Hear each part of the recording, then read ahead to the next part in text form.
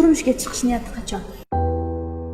Niyatim bugun, ertaga, indinga.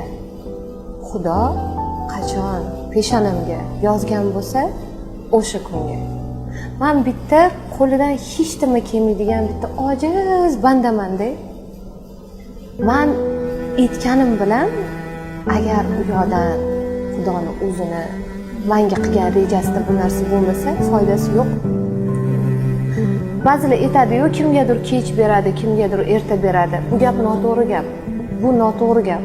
Allohning sifatlarining ichida kechikuvchi, kech qoluvchi degan joyi yo'q. Alloh hammaga o'zini paytida beradi. Demakki, hozir meni paytim emas ekan. Xudo menga qanaqa chiroylisini yozgan bo'lsa baxtda, o'sha kelgan paytda men turmushga chiqaman.